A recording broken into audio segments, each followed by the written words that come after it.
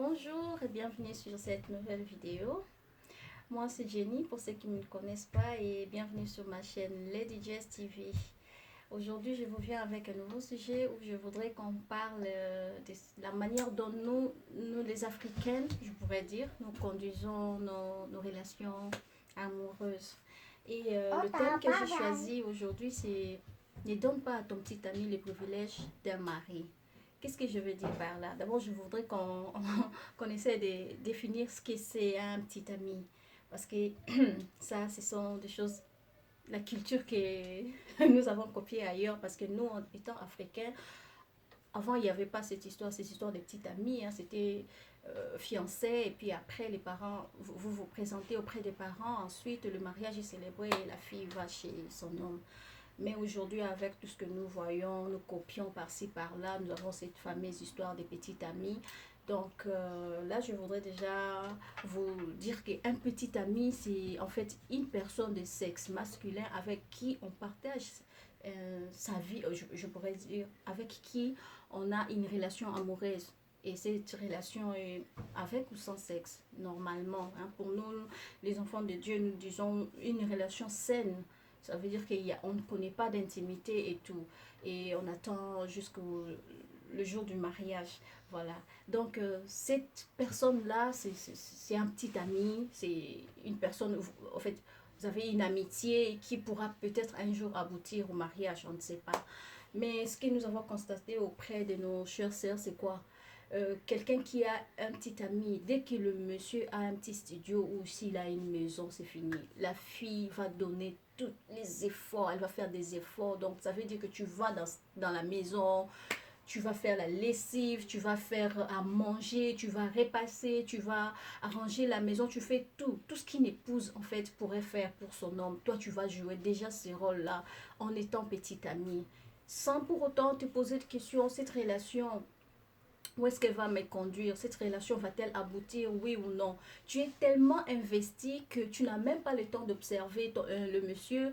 Tu ne sais même pas est-ce qu'il veut s'amuser ou il veut vraiment du sérieux avec toi. Toi, tu es là, tu donnes tous tes efforts, tu es là, donc tu es vraiment à fond, tu te donnes à fond dans cette relation sans pour autant miser les pour et les contre. Et ce qui se passe, c'est quoi? C'est dans ce genre de relations, lorsque le monsieur, il sait que bon, parce que ce que je veux qu'on sache, c'est quoi? Et les hommes, nous savons tous que les hommes, à un certain âge, ils veulent encore découvrir.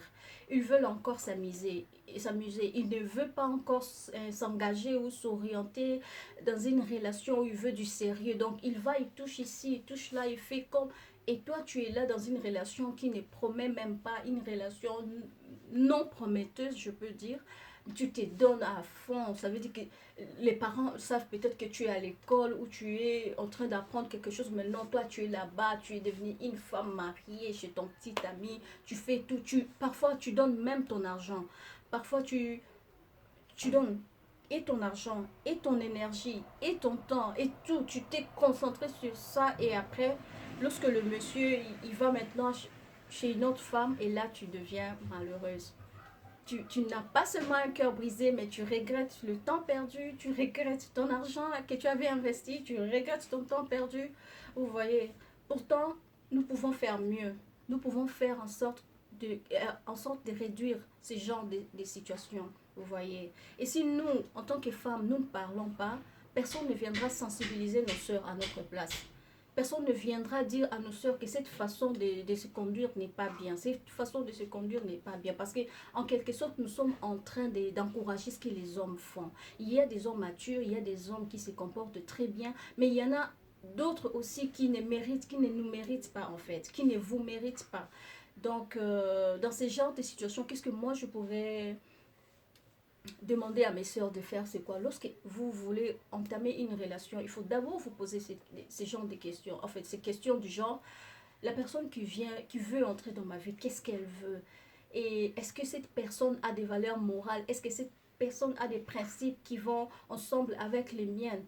Est-ce que cette personne va apporter quelque chose de positif dans ma vie? Vous voyez? Et si vous décidez de vous donner une chance à vous deux, ça veut dire que vous pouvez observer la personne. Vous l'observez, D'abord, nous savons tous que la base d'une relation, c'est le dialogue. Chacun établit ses principes. Non, moi, je suis comme ça, je n'aime pas ça. Et l'autre dit, je suis comme ça, je n'aime pas ça.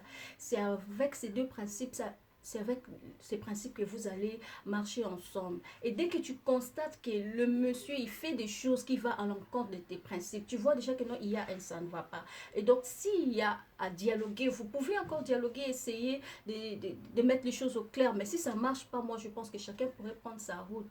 Et de cette façon-là, vous n'allez pas vous sentir blessé ou avoir le cœur brisé ou perdre le temps inutilement.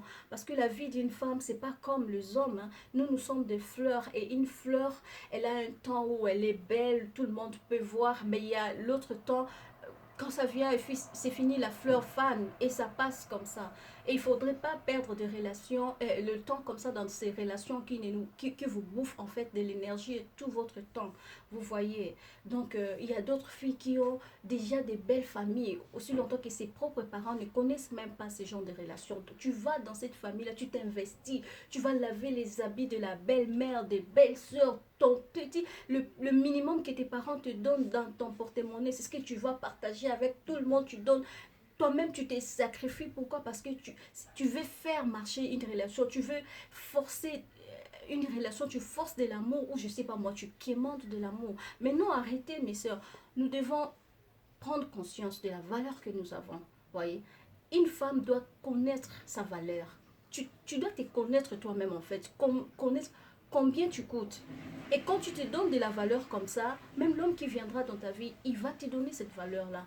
Mais lorsque tu te sous-estimes, c'est-à-dire une relation qui ne vaut même pas la peine, et toi tu te donnes dans cette relation-là, tu perds ton temps, tu perds tout de toi. Et lorsque le monsieur s'évapore, là tu pleures, tu commences à dire que non, les hommes sont tous... Non mais ma soeur, au début c'est toi-même qui es mal parti. Là tu es vraiment mal parti et si nous ne changeons pas, nous allons rencontrer plusieurs déceptions. Ces choses que nos mères n'ont pas connues. Nous les enfants, une jeune fille de 25 ans qui a déjà 7 déceptions. Une fille de 25 ans qui a déjà eu 6 belles familles. Mais non, c'est... La liste est longue, excusez-moi, je me moque des personnes, mais ça donne envie de rire. Donc mes soeurs, je suis en train de nous sensibiliser.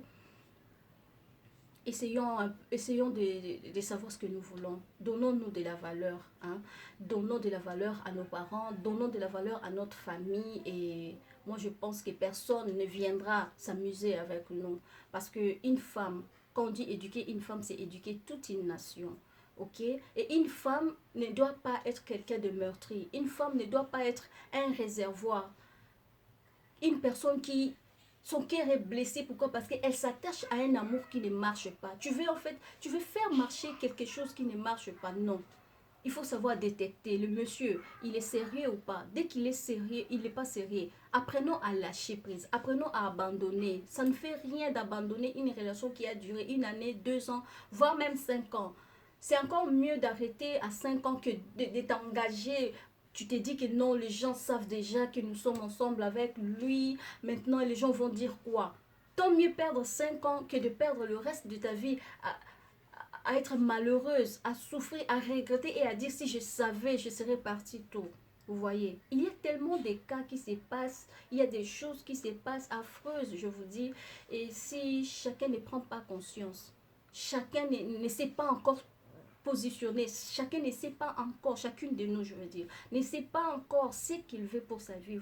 Vous êtes là à perdre le temps inutilement dans des relations qui ne produisent pas, et tu es là, c'est ton petit ami, mais tu lui donnes déjà les privilèges d'un mari. Tu vas, tu couches avec lui, tu vas, tu lui fais de la lessive. En fait, tu lui donnes tous ses dons.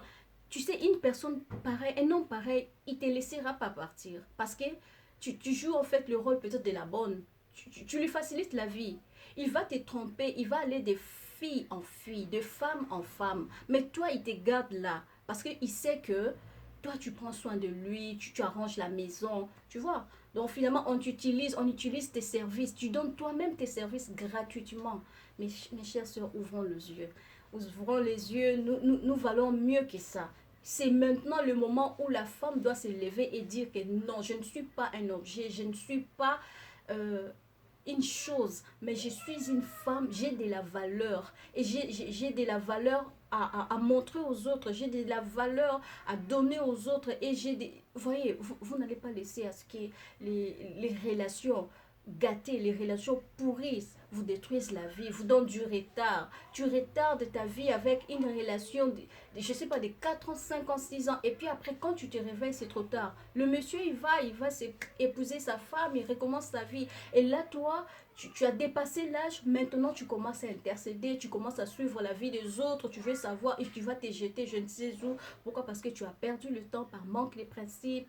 Tu es allé donner le privilège à un monsieur qui n'était même pas ton mari, tes parents ne savent même pas que toi, comme tu es là, tu vas donner tes services dans d'autres familles. Nous devons apprendre à nous donner de la valeur.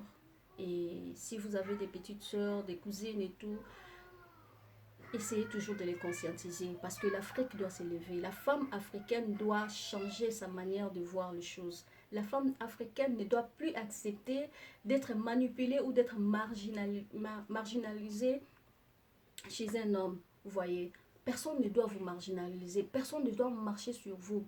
Personne, alors personne. Vous avez de la valeur et vous devez vous comporter comme tel.